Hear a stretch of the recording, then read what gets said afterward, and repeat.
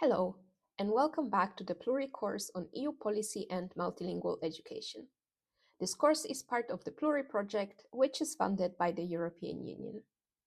My name is Alicja Fajfer, and this is the last video in the policy series. The course is meant for teachers and educators who want to learn more about managing linguistic diversity in the classroom but are new to the topic. We've prepared a series of videos, so be sure to subscribe to our channel and feel free to contact us with whatever questions you may have. Also, I want to give you a heads up that any opinions presented in the course are our own and do not necessarily reflect the views of the European Union or the European Education and Culture Executive Agency. Let's begin. Let's close the policy series with the Common European Framework of Reference for Languages, also known as the CEFR. You may have heard about language skill levels like A2 or B1. This is part of this framework. In this video, I'll explain what the CEFR framework is and why it's important. I will also show what dimensions are taken into account when assessing language skills. Lastly, I'll show you how to use the European Language Portfolio to support language learning. There will also be a reflection activity at the end, as well as the link to the CEFR portal with various manuals and other useful resources for implementing the framework. So, what is the CEFR framework? It is the European standard for describing language skills and one of more successful examples of European integration. It's also a result of decades of research. The first version of the framework was launched in 2001. The framework is grounded in the communicative approach to language teaching, which stresses the importance of interacting with people in real-life situations. This approach normalizes errors in language learning, highlighting the importance of trying.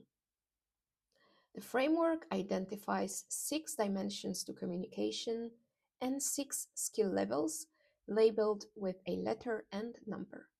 I'll get back to that in a moment. The same framework can be applied to any named language, so the learner is expected to be able to do similar things at a particular level, no matter what language they are learning. The CEFR is one of the instruments of European integration. It was developed to make sure that language education in the EU is standardized. Although the CEFR has been widely adopted in the EU and also beyond, it is the member states that remain responsible for language education.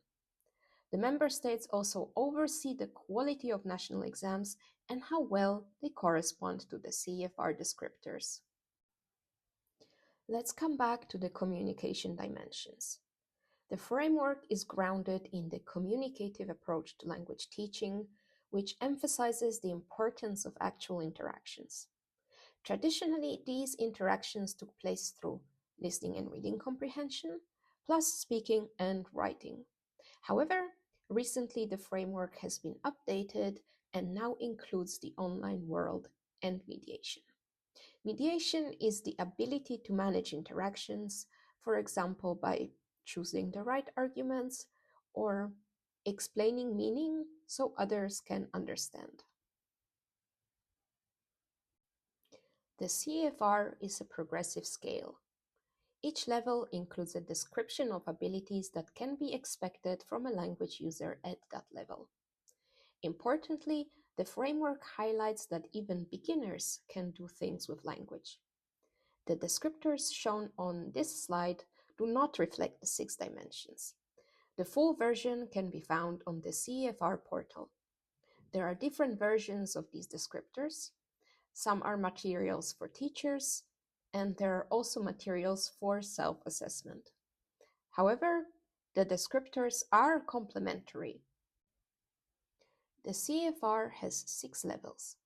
Descriptors only use affirmative statements to illustrate the skills. While the descriptors acknowledge possible difficulties, the point is to reward what linguists call partial competence, which is a fancy way to talk about beginners. The scale starts from the basic level A1, where a language user has fragmented resources and learns to navigate the most typical situations. A person who wants to learn the language from scratch would start from here. The next levels build onto this, adding complexity. Typically, those in the A-level group can manage in routine situations by giving short information, but they also rely on cooperative partners. The second category, the B users, are also called independent users because they are reasonably well prepared for dealing with routine situations and manage with little assistance. Achieving the B1 or B2 levels opens doors to higher education or certain restricted professions, but details vary across countries. The last category, the C users, are also known as proficient users. These users can handle complex interactions and sophisticated vocabulary with minimal or no problems at all. They are aware of linguistic nuances and little can surprise them. While many people have heard about the CEFR, at least as far as the language levels go, the European language portfolio does not enjoy the same popularity even though they were developed together. The ELP was designed for language learners. By encouraging reflection, the ELP is meant to support learner autonomy. The Council of Europe has a dedicated website about the European language portfolio. The portfolio is made of 3 components, and the learner can decide in which order they want to complete them or even which elements to skip. First, the language passport illustrates language skills at a certain point in time based on the CEFR self-assessment grid. It is a bit like language CV where you assess your proficiency but also include information on how you learned and what context you used these languages in. And finally, any formal certificates and exams that you might have taken. The language passport is, of course, based on a template, which you can find on that website. Second, the language biography includes reflecting on one's background and learning experiences, as well as setting learning goals. What it shares with the language passport is the proficiency self-assessment component. And finally, the dossier is for keeping learning records. It is a collection of materials that document your learning and provide supporting evidence for self-assessment. These documents may include language certificates, certificates of language course completion, or something else that maybe you're very proud of. The CEFR portal stores a great deal of resources about implementing the CEFR. Check it out to learn more about the key concepts and descriptors. As the CEFR has recently been updated, there is also information about changes to the framework.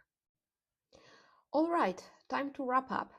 The Common European Framework of Reference for Languages, the CEFR, has been around for a quarter of a century.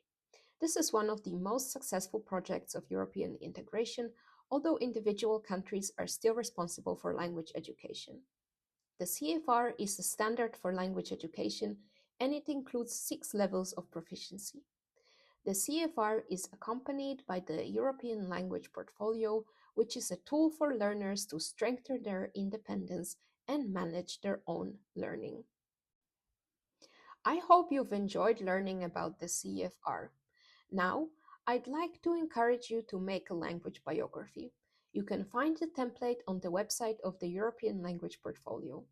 Then, ask your colleagues or students to make their own biographies. Discuss together. What experiences do you share? What is unique to your experience? You are also welcome to share your experiences in the comments under this video. Thanks for watching. This was the last policy video. Be sure to subscribe to our channel so you don't miss the next videos in the PLURI course. Coming up next, my colleagues from Coop Culture will talk about multilingual education. Also, don't forget to visit the PLURI website where you can find more resources about languages. Thanks and bye bye!